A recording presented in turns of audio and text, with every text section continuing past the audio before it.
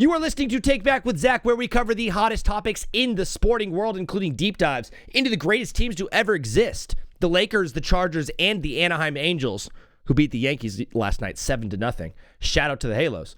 Jorge Soler has been suspended for 4 games. We're good with it.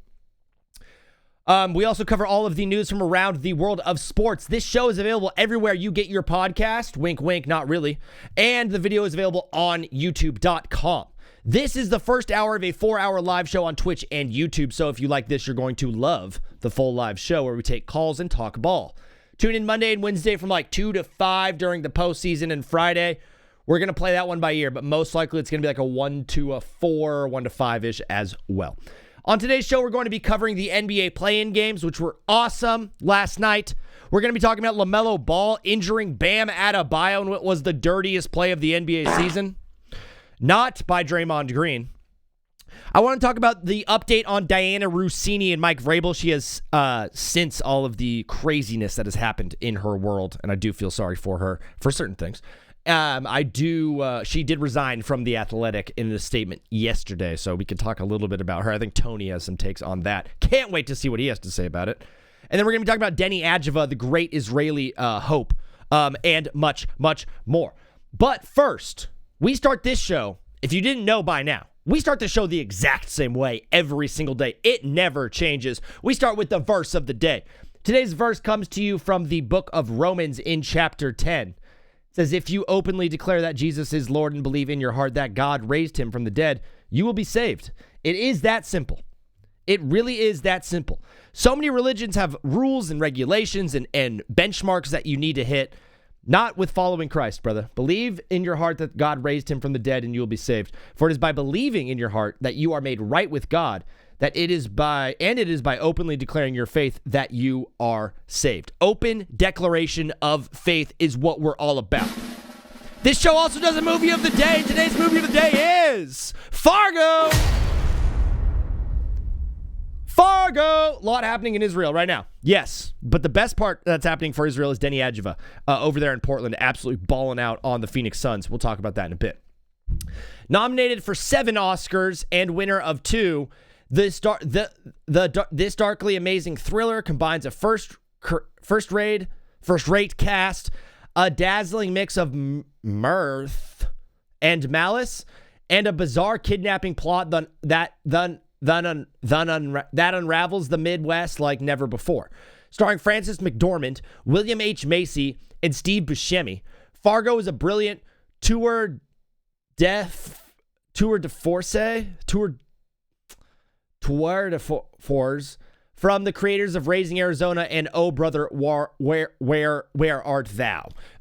Fargo. Of course, directed by the Coen brothers. Shout out to the Coen brothers. They make very, very, very good films. This show, obviously, guys, we have to start with what we saw last night. The NBA play-in. Dog, come on now, NBA.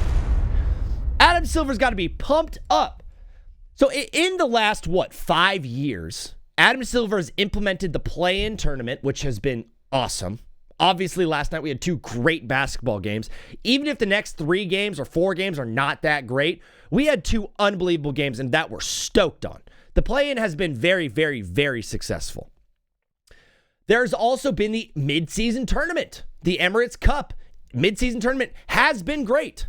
We've had great views across the board for all of the Emirates Cup games. It gives us something in the beginning of the season to care about, and you could tell the players care about those games. Obviously, nothing compares to the postseason. But what Adam Silver has done for this league, man, last night was awesome. And that was an event that we did not have a couple of years ago. And now we have this plan, and it was unbelievable. Amazon got to fix their broadcast 1,000,000%. We had technical difficulties at one point in the broadcast. There was also an issue with the LUT. Something happened during the game in Charlotte where like a magenta light was turned on It happened in the fourth quarter. It happened periodically throughout the game. I would see the color go from like a normal Rec 709 to then have this magenta hue on it. And I mean, maybe let's clip this paprika. Maybe a Hornets fan needs to call into the show and let me know what was happening, if that's a normal occurrence. But on the broadcast, I could tell that there was some light that went on in the arena and made everything look magenta. The broadcast freaked out about it. They adjusted their LUT mid-game because they couldn't adjust the white balance to every single camera in the stadium. I don't think. That'd be a bigger fix than just throwing a LUT over the program monitor. They did, and it messed up all of the color. All of the white guys looked yellow. There was not a shade of pinkish hue to any of their pale pasty skin. The black guys looked incredible, per usual. But all the white guys had some weird like yellowing around their mouth. They looked jaundiced because they were so yellow because whatever the broadcast team did. I know a bit about production, but I have no idea what they were doing. Adam Silver's low-key cooking with his tourneys. He's the tournament king. I'd have looked like a Simpson. Oreo the cat was looking yellow yesterday. He had jaundice. He had liver disease. 45 years alcoholic type body. I want to start today by talking about the Charlotte and Miami game. Talked about it a lot last night, which makes today a little bit easier for me. But we will be talking to Tony Casillas in a little bit, and then we will be taking calls. If I run out of things to say, we'll open up the phone lines a bit early. We can obviously go back and forth all day with this Charlotte game about the play from Lamelo Ball that ultimately injured Bam Adebayo. That's been the talk of everything, yada, yada, yada. We're going to talk about that and get into that. But first, I just want to celebrate how great of a game of basketball that was last night. Miami. It was a back and forth game the entire time, with or without Bam Adebayo. I'm going to preface my whole Bam Adebayo thing by saying the team did play better when he was off the floor. I will say that. When Bam Adebayo's on the floor, he's their best player. The whole offense runs through him, and it stops with him as well. When he was off the court, man, the ball was moving around. My grid is low-key hard. Or you got the hard grid today. It was a back and forth game pretty much the entire time. There were a few runs here and there, especially in the second half. The first half was just knotted up the entire time. Second half, they went on some runs back and forth. They were trading hands, an 8-0, a 10-0 here, a 12-0 here and there. And it ultimately came down to this sequence in the fourth quarter. The Hornets were down 3 with 45 seconds left in the game. They had a terrible possession, resulting in a Grant Williams firing up a terrible 3 that clanked off the glass. It was an awful shot. All hope seemed lost. They end up fouling Jaime Jaquez pretty much right away, who had an awful game the whole time. Jaime Jaquez had a terrible game. He did not look good. He started the game 0 for 6 from the field. He had a terrible first half. He came and put it together in the second half. So like Jaime Jaquez did finish with a decent game, but I thought he played a terrible game. He didn't play well defensively. He was not efficient on scoring on offense. He seemed like a liability out there for most of the game. And ultimately, the final play of the game was Lamelo Ball blowing past Jaime Jaquez to score the game-winning bucket. We're not going to just gripe on Jaime the entire time, though. He eventually did hit one of the 2 free throws and made it a 4-point Miami lead. Everyone looked dead for Charlotte. And down 4, I think for me the big story here was that Colin Knippel stayed on the bench. Colin Knippel did not play the end of the game. He didn't play once in overtime, and he came out with, I think, 5 minutes left in the fourth quarter, and he didn't go back in. Part of that was because Kobe White was unbelievable. Shout out to Kobe White. Brother, I don't know. I don't even have a sound effect to give you, brother. That's unbelievable. But Kobe White, shout out to you. Kobe White was awesome in what is currently right now the best trade that we saw at the trade deadline. The Bulls traded DeSemu. They traded Kobe White, and both those guys are going to be playing on playoff teams moving forward should Charlotte beat the loser of Orlando and Philly tonight. The Chinese one. Oh, yes. I should play that for, I should play the Chinese one for Colin Knippel.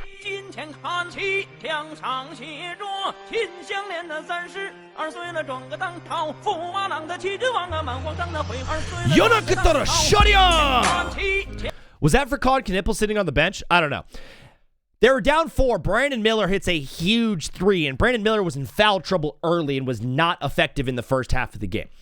I didn't know what to expect from Brandon Miller. I was expecting a big game at the beginning. Obviously, with the foul trouble, he wasn't able to do that in the first half, but he came alive in the second half. He had a huge three to make it a 1-point game with 18 seconds left on the clock. They foul Tyler Hero, 92% free throw shooter.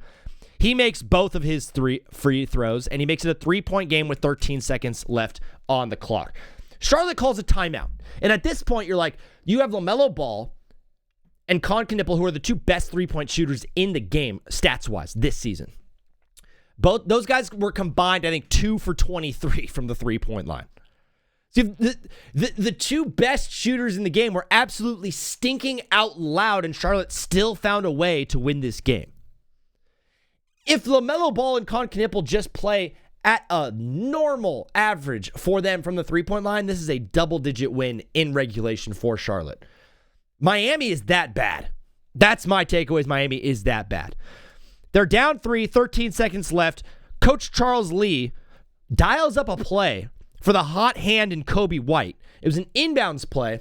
They ran a double screen action for Kobe White to come all the way around the court back to the near corner. Throws it off to him. He fires it up right away to avoid getting fouled. Shoots it right away, hits the shot. Game goes to overtime. That play in particular, too, was great because down 3, typically what NBA teams are doing nowadays, we saw it a lot in college in the tournament, but in the NBA, you're fouling that guy who gets the ball. You foul him when you're up 3. He can shoot 2 free throws. Cool, it's a 1-point game now. By firing up the shot right away with Kobe White in that turnaround 3-point jumper in the near corner, you eliminate the ability for Miami to foul him. You put up a shot right away. You hit the shot. You guys go to overtime. In overtime, we got technical difficulties. Technical difficulties in overtime of a win or go home game is absolutely egregious from Amazon Prime. I understand Jeff Bezos has a bag and a half, but the NBA cannot be happy with the product that Amazon put out last night, Paprika. I enjoy the heck out of Taylor Rooks. I think Blake Griffin is great. Dirk is good in there. UD is awesome. I think the post-game show was good. The pregame, the halftime, the in-between show, all of that was good. The broadcast is obviously nice. Stan Van Gundy is an unbelievable caller. He was an unbelievable... Stan Van Gundy... Oh, my gosh. I was doing so well. What is that? Is that a new record? 12 minutes? No, 20 minutes without making a mistake? Guys, 15 minutes without making a mistake, new record. What? There it is. Okay. Stan Van Gundy is an incredible color commentator. I still can't say it. Holy crap. Overall, I've had a good time with Amazon this year broadcasting the NBA games. I noticed yesterday on the scorebug in the first half, they were not displaying the timeouts on the scorebug. So I was like, that's weird. They also only had the number of fouls for Miami. They didn't have it on the Charlotte side. I'm like, what's going on with the scorebug? How do we not have the graphics right for this game? That is a very, very small, minor detail that no one really cares about, but I noticed it. Then there was the issue with the magenta light that was turning on in stadium or in camera. They switched the LUT out from like a Rec 709. They added a bunch of yellow into the magentas. They gave all the white guys some jaundiced Homer Simpson looking hue to them. It was very, very weird visually, but I powered through. Then, in overtime, with the game on the line, we get a technical difficulties screen. What on earth is happening? What happened to the game that I love? You know, Mike Breen was saying on the last game of the NBA regular season, he was disappointed that there were no local broadcasts, that everything was just going to be nationally televised. And I was like, yeah, I kind of feel you, but also the nationally televised games are usually like really, really well done. And so I'm kind of happy the fact that they're all nationally televised and I can watch all the games on Prime, ESPN, NBC, wherever they're showing. Everyone's done a good job this year. And then we got a technical difficulty screen, and we missed a layup. The game didn't stop. The game did not stop for us. I figured that everything in the arena was going to shut down. I'm like, dude, okay, it's technical difficulties, but they're going to stop the game. When I turned my TV on, and there had been 4 points scored, and we missed a LaMelo Ball layup, I'm like, dude, what is happening? That cannot happen in the playoffs. Jeff Bezos and Amazon, hey, you've done a great job in the past few years. You bought a ton of sports rights. You've usually done a great job. You've paid your announcers well. I'm happy with the product that Amazon does put out. Thursday Night Football has been really, really solid, okay? Aikman and Bucks, solid acquisitions. Across the board, I'm stoked on it. The Black Friday game is really, really icky in my opinion, but whatever. But last night was atrocious. Last night was awful, and I was like, you can't get worse than that. And then they cut to the Phoenix Suns and the Blazers game, and the camera angle looked like I was watching a JV basketball game. They got to figure it out. But I could talk about Amazon Prime all day. Ultimately, in overtime, after technical difficulties, Charlotte had a 5-point lead on Miami. We then got an incredible 6-point swing from Tyler Hero, where he made a huge three in the corner that was heavily contested. Lamelo Ball inbounds the ball. They trap him full court. He ends up just throwing the ball away. Pelle Larsson gets a steal. They throw it to Tyler Hero in the corner. He gets fouled by LaMelo Ball and has 3 free throws. He made all 3 of his 3 throws. Miami takes a 1-point lead with, I think, 10 seconds left on the clock. LaMelo Ball then just gets the ball from the inbounds play, and they say, here you go. Do your thing, LaMelo. The funny thing was this game in overtime ended pretty much the exact same way that the Phoenix Suns season ended. Not season ended, but their game ended. They threw the ball to their best player and said, go get us a bucket. LaMelo Ball was able to do it because Kelly Ware wasn't on the floor. Why was Kelly Ware not on the floor in that final play that LaMelo just walked right to the basket? This is a game in a team that's down 1. It's not like they need a 3. It's not like you're bringing in perimeter defenders to defend against a 3. You need to defend the paint. If you're dialing up a play for your team down 1 with 10 seconds left in the game in overtime in a win-or-go-home game, are you going to try to fire up a 3, or are you going to get to the hole and try to make a layup? Or potentially get fouled going to the hole? Obviously, all of you are going to the hole. We're going to the bucket. We're going for 2 to go up 1 on this team. You take out your best defender in the game. Kelly Ware was all that Miami had down the stretch. He was unbelievable the entire game. Moussa Diabate had trouble with him. Kalkbrenner had trouble with him. The only time that Charlotte was able to succeed in the second half is when he was off the floor. So in the final play of the game, when you need a stop defensively at the rim, you take your best rim protector off the court. It didn't make any sense to me. But honestly, how the Miami Heat have handled Kelly Ware the entire season has not made much sense to me. They've wanted to do this whole thing like, hey, you're a rook. You need to earn your stripes. Hey, we're the Miami Heat. We have Heat culture. We know what we're doing. Paprika. You know what you're doing? This was the first time all year that they started Bam Adebayo next to Kelly Ware because they were playing them in like platoons. They never play them on the floor at the same time for whatever reason. They're like, hey, this is Bam's team. He needs to run through Bam. Sorry, Kelly. Hit the showers, brother. He's the best player on your team. He's the best player on your team by far, in my opinion, from what I saw last night from the Miami Heat. Ultimately, Charlotte won, though, in what was an unbelievable game. You know, all year I've been holding these regular season games to a high standard. And they had 86% viewership increase across regular season games year over year from last year. So celebration, shout out to the NBA. But I've been saying this entire year that regular season games do matter. They are important. And it's something that matters to everyone involved in the league, from the players to the coaches to the front office to the owners to the guy taking your tickets at the front line to the guy pouring your beer in the concession stand in the 300 section. All of these regular season games matter economically to these teams, to these cities, to these players, to their hearts, to their soul, and for the fans. And then I watched last night, and I'm like, brother, there is a huge difference in the product of playoff basketball and regular season basketball. I'm still going to stand on the hill of like regular season games do matter, but there is a palpable difference in the way that the game is played and the way that the game is officiated. I know we had some officiating issues with the Blazers and the Suns game. A lot of people thought Deni Advija got to the line a little bit too easily, and that the calls were not going the same way for the Suns. I totally hear that out. But ultimately in the playoffs, they let the guys play. I'm not even saying this because both games are awesome. The way the refs called the game, in both games, I thought they let the guys play for the most part. There was physical defense being played, and there was intensity on every single point. Paprika on all this. We're cooking today. Everything that goes into a playoff basketball game, it just means so much more. You can see it in the way that the guys play, the way that they perform, the way they care, the way they get down on themselves on a miss, the way they build themselves up on a make. Playoff basketball absolutely rules, and we are just stoked to be a part of it. A huge part of playoff basketball is extra physicality on the defensive end. And there was no more physical play last night than what we saw with Lamelo Ball and Bam Adebayo. Adebayo goes down after falling hard on his lower back, or was he tripped? Dun dun dun. We're going to discover this mystery together. There was a couple of angles here. Okay, first of all, Bam was already going down. I'm not saying that Bam was going to get hurt, but he was already falling. What Lamelo Ball did when he moved his leg, when he threw his leg up in the air and tripped a man who's already falling, it didn't make things better. I'll put it that way. Bam probably did fall harder on his butt because of what LaMelo did than if LaMelo Ball just did nothing. But I can't sit here and say that if LaMelo Ball just did nothing at all, that Bam would have played in the game. He was still going down and going down really hard.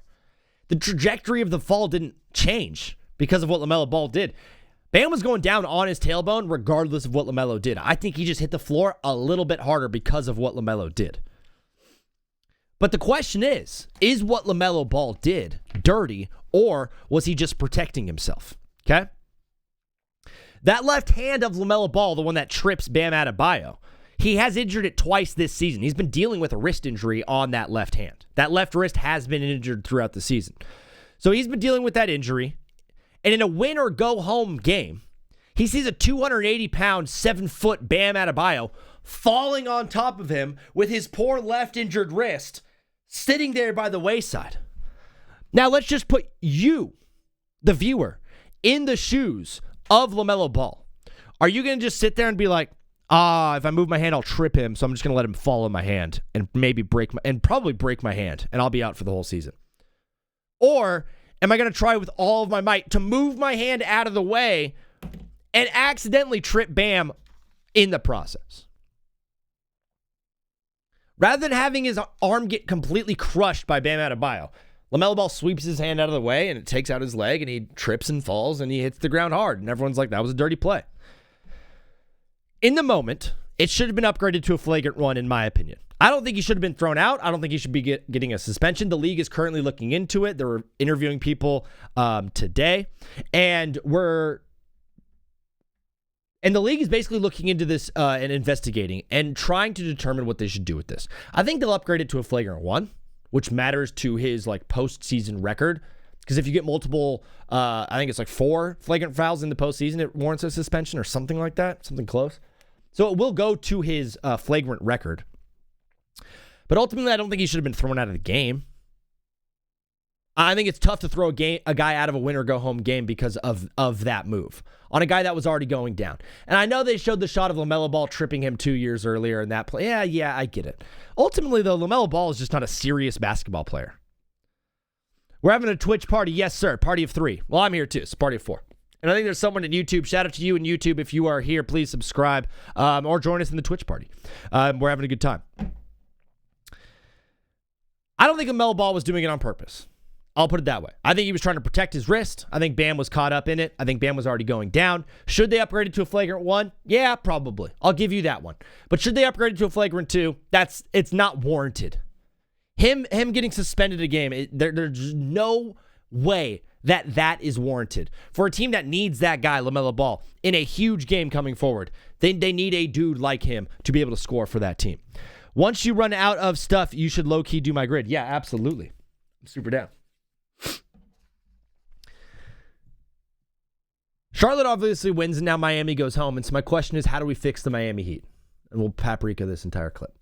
How do we fix the Miami Heat?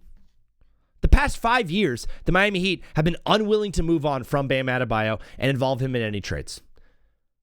They've also been really protective over Jaime Jaquez and Tyler Hero and Jovic and Pelle Larsson and a few other white guys that they've had over the past few seasons. Pat Riley has swung and missed on all of the whales in free agency because he thinks that his core of dudes that he drafted, that they've developed, is too talented to move on from. Do you really think that now, Pat? Heat Nation, do you really think that now? We have a good enough team. We need a guy to come here and be a part of this thing. To sign in free agency, you want to be a part of this. No one wants to be a part of this, whatever this is. You missed out on Kevin Durant. You missed out on Dame Lillard. You missed out on KD twice. You missed out on Kawhi. You missed out on Every single big free agent. The big free agents that you've got in the past 7 years. Jimmy Butler, who proved to be a great asset for you guys. Ultimately, that ended so messy and you got nothing back for him really from the Warriors. Terrible ending to what was a good and promising career with the Heat. Then you end up getting rid of, then you get Norman Powell this year, which was great. But the other two that come to mind are Kyle Lowry, who stunk for you guys and continues to stink. And then, of course, Terry Rozier. How did that one work out? The first thing you do in Miami is you package Bam Adebayo with a bunch of picks and you make a serious call to the Milwaukee Bucks for Giannis Antetokounmpo. Here's Bam, here's Pelle Larsson, here's whoever else you want, here's a couple first-round picks, give me Giannis. Just get rid of Bam and take Giannis. Bam cannot be the best player on a team because guess what, Miami Heat? Heat Nation. We saw what Miami looks like when Bam Adebayo is your best player. A 10 seed who gets eliminated by the Charlotte Hornets. That's what the Miami Heat is when Bam Adebayo is their best player. A 10 seed in a play-in tournament that loses in game 1 to the Charlotte Hornets. You need to move Bam Adebayo. Andrew Wiggins is 100% going to be picking up his $30 million player option next year, so he's going to be there. And then I think you re-sign Norman Powell. You hold on to Kel'el Ware, and that's it. Everyone else can go. Tyler Hero is going to be an unrestricted free agent after next season. You hang on to him, keep him around, whatever. Or you dish him at the deadline on an expiring contract. Or in the offseason. If you have Wiggins returning, you re-sign Norman Powell, you keep Kel'el Ware, you add Bam Adebayo to that. That's a pretty darn good team. Bam 2 firsts and Yakachonis for Giannis, says Oreo the Cat. I'm with you. I'm absolutely with you. Going into the 2027 season, Hero's going to be on his final year of his contract. I consider packaging him with Pelle Larsson or Hawkes to go and get a solid ball-handling guard that can take over a game if needed. A lot of people think Tyler Hero can be that guy. I think we just saw last night. Tyler Hero is a great player. He should probably be an awesome 4th option on a championship team, but he can't be your 2nd option on a championship team. That's just impossible, okay? I think what they do is they package a bunch of guys. They package Bam and picks and a young player to go after Giannis. And then they take the other young core that they have in the remainder of their picks, and they go to Brooklyn, and they try to get Michael Porter Jr. You still have Davion Mitchell under contract. So you roll out Davion Mitchell, Andrew Wiggins, MPJ, Giannis, and Kel'el Ware. That's your starting 5. The Miami Heat starting 5, if it is Davion Mitchell, Andrew Wiggins, Michael Porter Jr., Giannis Antetokounmpo, and Kel'el Ware, that team's winning a ton of basketball games next year and might even find themselves as the favorite in the East. There we go. I just fixed the Miami Heat for you. This is exactly how you fix the Miami Heat for next season. And I just said it right there. Bam 2 firsts and Yakachunas for Giannis would be a good deal for which side, Oreo? Because I'm down to do the trade Bam show. I'm down to do the trade Bam show, 100%. It's just like if Milwaukee is a weird organization right now where they're just pissed that they only got 1 championship out of Giannis Antetokounmpo.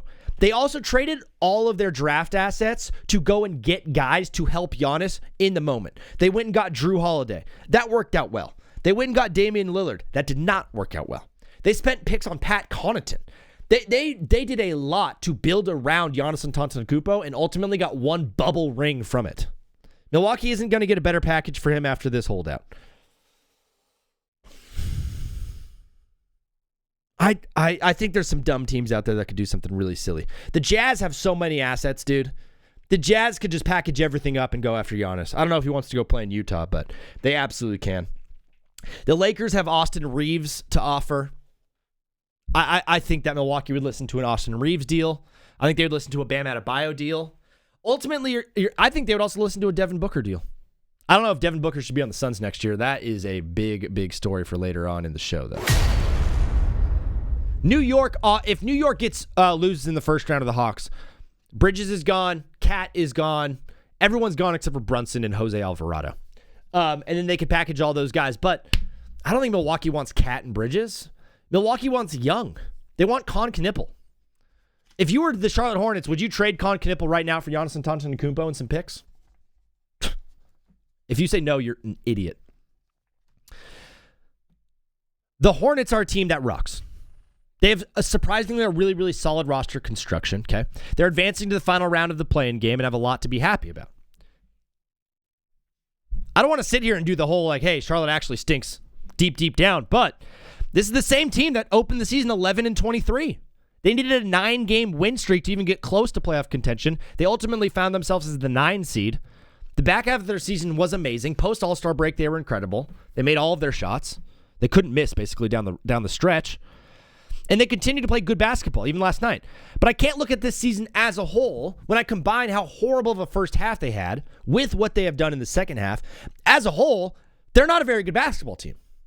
I don't care if they win this next game and they go to the playoffs and they maybe lose in 5 or 6 to the Pistons. Ultimately, when you combine the season as an entirety for the Charlotte Hornets, it's still not a very good basketball team. What about Garland and Manthurian plus a first or 2 firsts for Giannis to the Clippers with Kawhi? If you're Milwaukee, are you going to be trading the best player of all time in your franchise history for Benedict Manthurian and Darius Garland? I think it's just a bad look from Milwaukee if they make that play. They need a name. And they need someone that they care about, and that's like a name that's like exciting. You know what I mean? In my opinion. Moose and Cockbrenner are 2 solid rotational bigs that can hold down the front court. So we're keeping those 2. I'm fixing the Charlotte Hornets right now. I know they just won last night, but I need to rebuild the Charlotte Hornets roster and fix them to be a true finals contender. Moose and Cockbrenner are 2 solid rotational bigs. They can hold down the front court. I like them, okay? We'll probably be weak if those are our 2 rotational 5s, but we'll keep those guys there for right now, okay?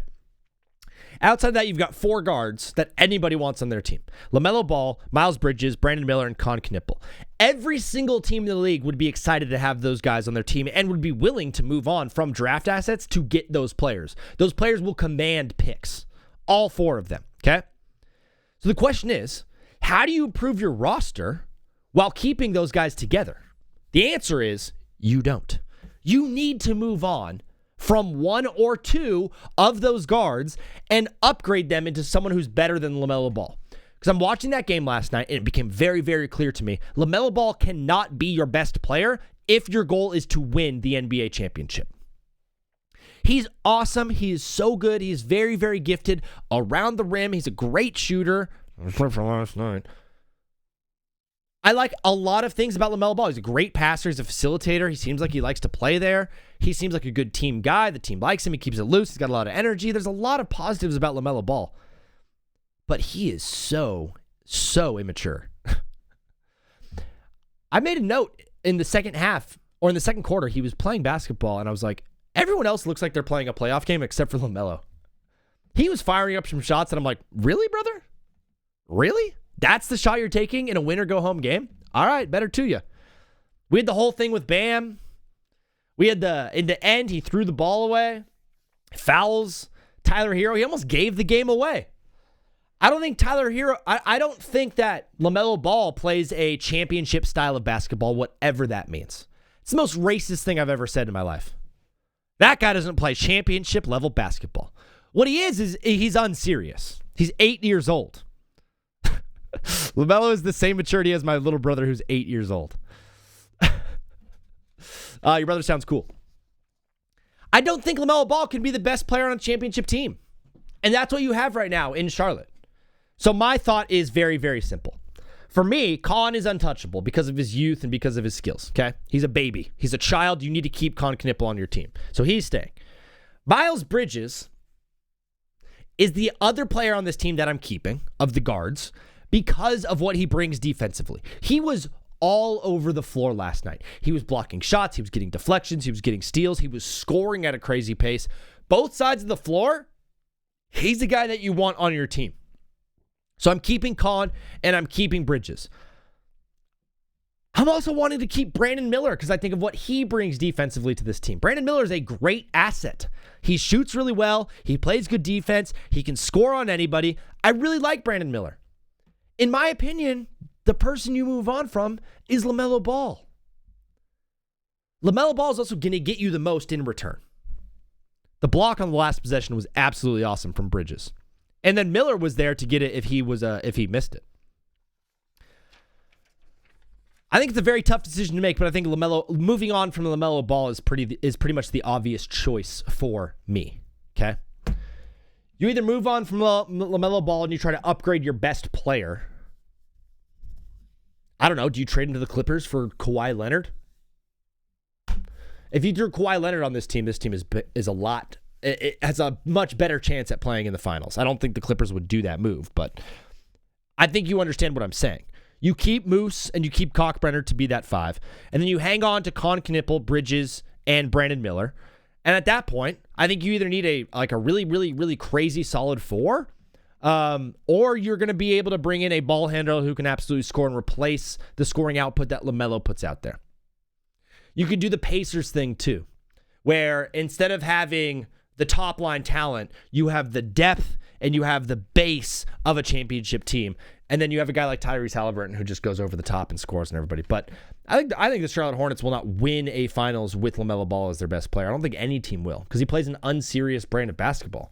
He's playing loose and fun, which is totally cool. But in the playoffs, brother, I need you to be a little bit more serious. Paprika on all of that. Trade LaMelo to the Lakers and get Austin Reeves. Also trading a pick to Los Angeles Lakers. LaMelo Ball straight up for Austin Reeves. And you send them a pick. I don't know if Austin Reeves is a big improvement on LaMelo. I think he's a slight improvement. It sounds crazy, but like, would you rather have Deni Advija or LaMelo Ball on your team? I know both guys can score really well. Deni doesn't play much defense, neither does LaMelo. But the maturity level of Deni is something I like, especially late in the season. There you go. Oreo would rather have Deni. It's not about LaMelo's play. It's not about the way that he plays on the court. It's about his immaturity, his lack of seriousness. I don't think he's not going to grow into what is like a veteran presence for that team. That team needs dude. Trade LaMelo Ball to the 76ers for Tyrese Maxey, and they give him a pick as well. Replace LaMelo Ball with Tyrese Maxey. That team is what? A 4 seed in the East? A 3 seed in the East? Then you could package Cockbrenner and someone else to get a solid 5 or a rotational 4 in there. That'd be my move. There's no way in crap Philadelphia moves on from Tyrese Maxey. But if you entice them with LaMelo Ball and a pick, I mean, might make it a little bit easier, especially with Philly potentially losing Joel Embiid. I don't know what they're going to be doing. Or what you do is you package Con Knippel and some picks and give them to Milwaukee for Giannis. That's the other option. The whole, like, I'm going to be doing this all day, all playoffs, pretty much, is like, who is going to pick up Giannis? Because that is the ultimate question of, like, who is going to go and grab Giannis? Man, this show has been so fun so far. We're 41 minutes into it. We have Tony Casillas coming on in about 3 or 4 minutes. I'm going to continue on now with the Portland Trailblazers and the Phoenix Suns game.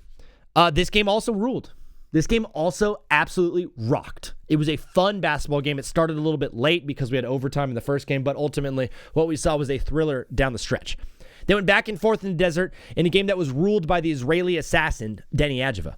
He had 41 points in the game after a very slow first quarter. He went off in the second half, seemingly got whatever bucket he wanted inside. He was unbelievable getting to the paint and getting to the free throw line. In the first quarter, I think he had 4 points. He finished with 41. He had 4 points in the first quarter and finished with 41. What up, Sugo? So that just goes to show like what kind of game he had down the stretch. Jalen Green went off for Phoenix, but ultimately came up short with a bad final shot of the game, which wasn't his fault. Devin Booker got cooked and couldn't get to the hole, so he passed it out to Jalen Green, who got scared and fired up a shot.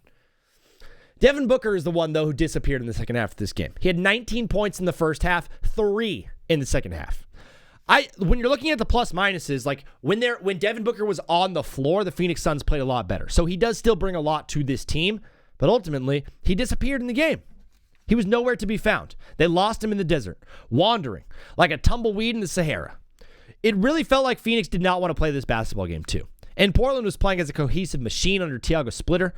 Of course, though, it was all led by our great Israeli merchant, Deni Advija.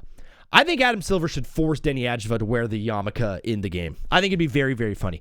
And the string thingies on his waist. I don't even know what those are called.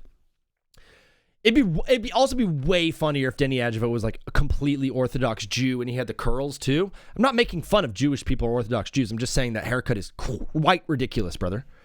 Get a fade. Imagine showing up to the barber with those, and he's like, well, what do you want me to do? And he's like, I'm just trying to get this look better. The barber's going to be like this. I can't. You have made your bed, brother. You have dangly, like, Anakin braids hanging from the side of your head, whatever. Also, if Deni Advija was an Orthodox Jew, would he not be able to play on Saturdays? I think they'd have to turn the lights off in the arena on Shabbat so he couldn't play. Because there's no... dude, it'd be funny if they put a chip in the basketball, too. He's like, I can't even touch the ball. Bro's playing flag basketball. Chat of the day so far. Oreo with the first pin of the day. Congrats, Oreo. You are the absolute man. All jokes aside, Deni Advija and Paprika on all that. All jokes aside, Deni Advija is an animal. And I think he's going to be a really good player for a long time. He's 25 years old. He's under contract for 2 more seasons at only $12 million a year. He might be the best discount in the NBA who's not on a rookie deal.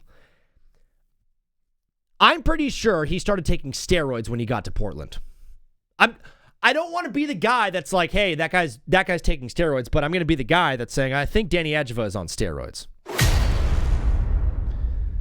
Here are the points per game. In Washington, through his first 4 seasons in Washington, he averaged 9.5 points per game. Okay, bad. Then, his last season in Washington, he doubled that average to about 18 points per game. In Washington, he averaged 9.5 points per game in his time over there. Then he gets traded to Portland, and that average doubles under Chauncey Billups to 18 points per game. And then he rolls that into this season where now he's averaging 24 points per game, carrying the Trailblazers to a playoff, to a play-in. Carrying the Trailblazers to a play-in. Yeah, P.E. Deni. I can't talk. He carried the Trailblazers to a playoff spot off a 41-point performance on the road. He's 25 years old. He's a superstar in the NBA, and he's not going anywhere anytime soon. The Blazers team in general is adding Dame Lillard. He's still a very, very good basketball player. They're adding Dame Lillard to this team next year. I'm not going to sit here and say that I think the Blazers are like one of the best teams in the NBA, but you know, I mean, the Blazers are a pretty good basketball team, and they're adding in what the crap? And they're adding in what is their best player in Damian Lillard. It's time to go live right now with Tony Casillas as I bring this up and open. But, yeah, man, just great basketball all around was played yesterday. And I'm stoked on it. I'm happy for you. I'm happy for us. I'm happy for everybody in between that got to realize and see the amazing performance from both those teams last night in the NBA. But ladies and gentlemen, whoa, before we go any further, it is time for our favorite part of the show. Ladies and gentlemen, make it loud for Mr. Tony Casillas. Tony, how you doing, brother? Oh, no. Hey, how's it going? Dude, are you okay? What happened to the bottom half of your body? I'm a little shy. I'm a little nervous. A little nervous. Also, watch this. This is anytime a girl goes down on me, this is what they see. It's horrific. Okay? You have those square lights above you? Square lights. Why are the lights square? In the Fat Man room at the mothership, that's just like our cleanup lights. There we go. And yeah, our setup lights and stuff. Exclusive from the Fat Man. Before we get into anything from the sporting world, that's where Charlie Kirk got shot. That is it. That is Utah State University. Yeah. They fitted on a stool. We built a mothership at Utah State. Yeah, like 4 years before Joe Rogan predicted it. I would like to apologize to all my Charlie heads out there. That was a joke, and I'm sorry. Did the Charlie heads turn like very quickly into Erica Kirk heads, or was there like a weird divide there? No, I think it's two different kinds of people. If you like fireworks, you're more of an Erica Kirk guy, and if you like yelling at an 18-year-old, you're more of a Charlie Kirk kind of guy. It is funny that Charlie Kirk was like, I'm just going to go and show up on college campuses and like yell at 17-year-olds who are like stupid and not smart like I am. And everyone's like, whoa, this guy's really smart. You're kind of a Charlie Kirk guy. Your show is kind of a Charlie Kirk guy show. Yeah. You don't have a lot of fireworks. You don't have a lot of flair. No. But you do sometimes get into arguments with children. Dude, one time on the show, I had 14 calls, and like 12 of the 14 were guys who were like under the age of 10. Yeah, you're a Charlie Kirk. You're like if if Charlie Kirk was on like Sesame Street. Dude, Sugo's in the chat right now saying one of his best friends was at the event that Charlie got shot at, and he witnessed the whole thing live. Whoa. Could you ask him if it was better than the Oasis reunion or worse? What was cooler? What was like more like lively? Yeah. And after all, the battle are winding. And Dude, it's like a guy right in between. It's like, do I go to Charlie Kirk or do I go hear Wonderwall live? oh, there's only two things I really like. It's Charlie Kirk yelling at kids and also Wonderwall. Yeah, and Take Back with Zac. Jen is in the chat saying, Tony, when is the next time you're going to be coming to Arizona for a show? She misses you and wants to see you. Ooh, Jen, I will be coming hopefully soon. I'm planning some dates out. I'm trying to keep it locally Texas, work out my hour right now. But then once that's all figured out, I'm going to come to Arizona. I might just come to Arizona just to come say hi to you, Jen. I'll do some stand-up at your work. Yeah. You'll show up to her office and be right in the lobby and just like performing stand-up. What? Speaking of, that sounds like the worst stand-up experience ever. Can you share with us like the worst venue you've ever done stand-up in? Worst venue? Or maybe situation. Have you ever done like daytime outside at like a dog park? I've done so like a corporate thing. And it was in like a side room. It's like a board meeting, basically.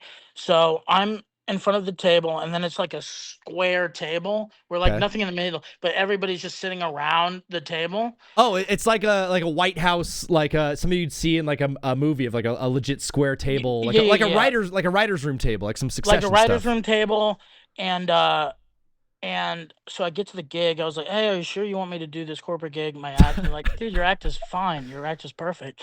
You're the silliest boy we've ever met." How much were you getting paid? Not much, like 300. Not worth it. Not worth it. And I, like 5 minutes before I was supposed to go up, the comic before me dropped an F-bomb, and then the guy comes up to me and goes, "Change of plan, no cussing, no dark subjects." And I just go, "Whoa, that's like my whole thing." Yeah. So it was fine. It was awkward. I just did like crowd work, but I did say something risky, and a lady just went and walked out. And after I got done, I was like doing 15 minutes. After I got done, I was supposed to stay for lunch, but the guy just made me a to-go thing and said, "Here you go, man. You can just eat it at home." Yeah, he made you a PBJ and a sack lunch. That lady walked out on your show. Is that the only walkout you've ever had? No, I had one. I'll tell you this. So at my home club, Hyenas in Fort Worth, it was like a rainy day, and they sometimes give out like free tickets and like Groupons. It was like raining. In Texas, when it rains, people don't like going out, right? No. Because like, yeah, if we secede from the nation, we can fight, but if it rains, we're fucked. So it was like rainy day, and there's maybe you need like 8 people in the showroom to do a show. There's maybe 14 people, and one of the groups is like 8 people. So, and then the rest are just like couples. So it's like 3 couples and then a group of 8. Yeah. Host goes on, and that table of 8 is just heckling the host the whole time, talking to him, yelling, blah, blah, blah. So I go up to the manager. I'm like, "Hey, man, are you going to do anything about it?" And he goes, "Well, we like need them to keep the show going. And also they're drinking a lot. So this is the only money we're making. So deal with it." I mean, that's kind of the industry. It's like, hey, those are the customers. You gotta play to them. Was it like a group of 8 frat dudes? Like what? It's a mix, like 4 girls, 4 guys. I would say college age, a little older fratty. Latino. So I go on. No, white, quads. Latinos are actually my biggest fan base. I don't know why, but if a Mexican guy has gold, if he's wearing any kind of gold, he always goes, "Bro, you crazy? You like fun? You like crazy, but like you're funny." But so it's a group of white people. I go on stage, they're doing the same shit to me, and this girl just keeps shouting out, and I go, "Bitch, I don't show up to your work and fucking act a fool at your job." And she goes, "I don't have a job." I go, "Of course you don't have a job. You just live off your daddy's money like whores like you do." And she just goes, "My dad's dead." And I just go, and then I pause and I go, "Good. Now he doesn't have to see how you act in public." Bro, she cries, gets up, runs off, right? Now it's awkward. There's a couple sitting in front of me. There's another couple. I'm like, oh man, is this table of 7 now gonna beat my ass? Yeah. And I just go, ah man, I'm sorry about that guy. And then a girl from that party goes, don't worry about it. It happened when she was like 11. She brings it up all the time. And then that got a laugh. And then I made fun of her a little bit more while she wasn't in the room. That almost like shut them up. That now we're just having fun. I'm going back and forth. Did my 20. It actually turned out to be a great set. Yeah. But then I got off stage and she was in the lobby crying. And then her boyfriend came out to console her, and I was like, "Oh, I'm sorry." The guy's like, "Dude, just go. You're good, man. I'm not mad. Right? I'll just deal with this shit. You're good. Yeah. Have fun." He gave me $20. He was stoked that someone finally stood up to her. Yeah, he gave me $20 to make her cry. Pretty cool. Yeah, he's like, "Hey, here's $20 for making my girlfriend cry." That was absolutely awesome. I always like when guys have a girlfriend like that and then just stay with them for like 2 years and like hate it the entire time, and then like finally they go to you and they're like, "Hey, we ended up me and Rebecca ended up breaking up." And you're like, "Yeah, dude, why did you not do that years ago?" I've done that. Oh, just stick with a crazy woman? Yeah, the girl I lost my virginity to, well, it was freshman year of college, first week of school. And it was crazy. She was still dating my buddy, and we hooked up. I didn't know they were still dating. But then after she left my dorm to go back home, I get a call from my buddy, and I was like, "Hey, what's up, man?" And he's like, "You fucked my girlfriend." And I just like, "Oh, I thought you guys broke up." And he goes, "No, when she left your dorm, she came over to my place to have a family dinner.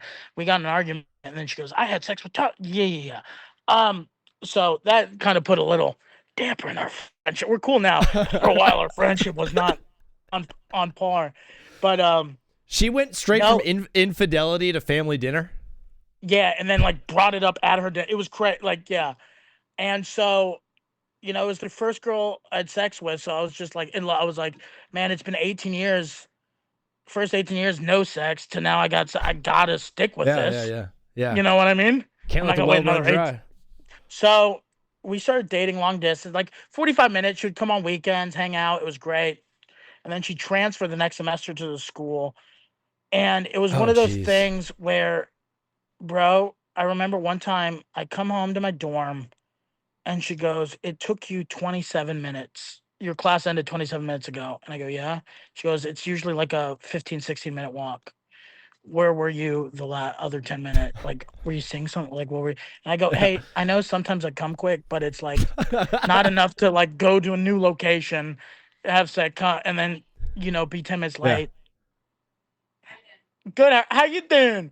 But so dude, we get in arguments like that all the time. Yeah. And then I remember once I was just like, "Hey, dude, I don't think this is working out. I think we should just be friends. I think we should." And she just goes, "No." She took no for not taking that for an answer. She goes, "No." She goes, "I transferred here. No, we're staying together. Like, that's crazy." And I just went, "Yeah, but I'm like not happy." She goes, "I don't care. We'll figure it out." And I just went, "Ugh. Yeah, I think you should like leave." And she's like, "No." And so I went into my like little living room area, and then she came out like later, like 8 minutes later, naked, and we had sex, and we were together for 6 more months. Okay, yeah, that figured it all out. And then she cheated on me with a coworker at a Panera Bread, and it was so funny because she came home one night, she cried. She's like, "I've been having sex with my coworker at Panera Bread." And I was like, "Oh, Steven, he's a great guy. You should be with him." I was like thrilled. I was like, hallelujah. I was like, I like him. I go, he has his shit together. I'm a fucking clown. I don't know what I'm doing. Like, you should fucking boom.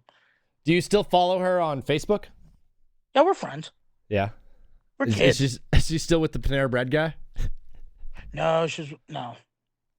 Which makes me sad. I think they were perfect for it. Yeah, probably. They're like broccoli cheese in a bread bowl. Yeah, a little bread bowl wedding. Yeah, dude, a bread bowl wedding. I had a girl my freshman year of high school. She went to a different school. We dated for a little bit, and then we broke up. And then sophomore year, I walk into school for the first day of school. I'm like, "When I want you got, but it might be hot." I'm just feeling good, ready to rock and roll my sophomore year.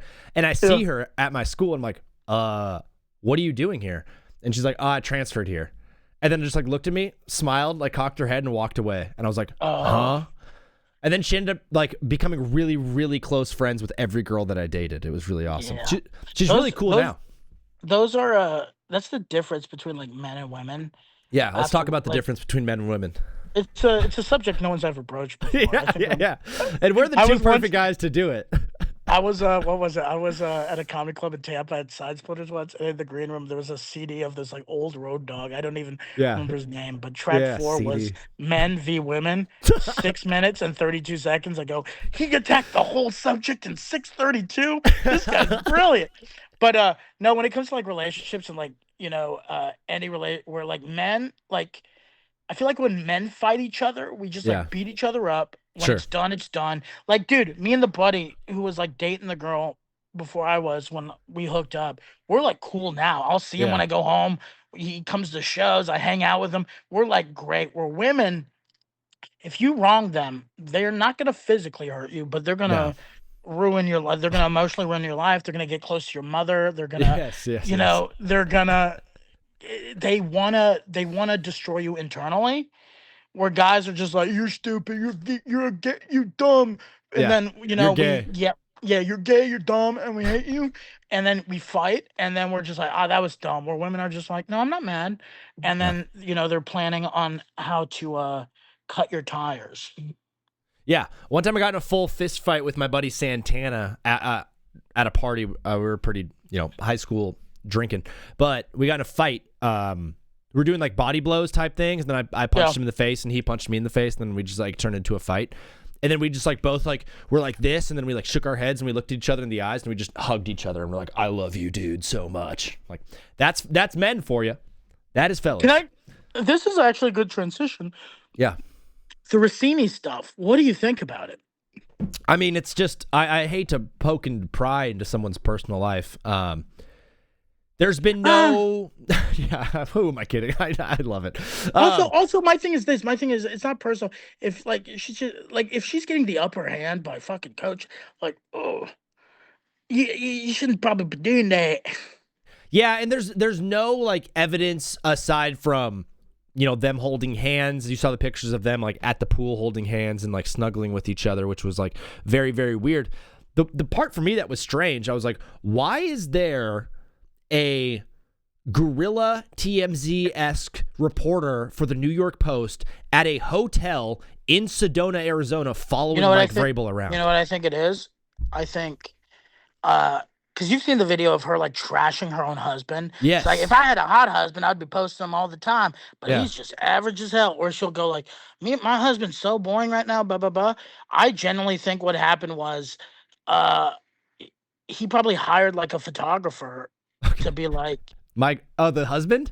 Yeah, of her. Because I think it was on her side, because it's like, dude, if I was a husband and you're always hanging out, you're always texting these dudes, and it's like, how are you always getting the scoop? You're always, and then you're just trashing me, saying on shows that we're gonna get a divorce soon, and it's like, because he seems like he's has money and put together. He's probably just building evidence. Yeah, going like he's an executive at Shake Shack.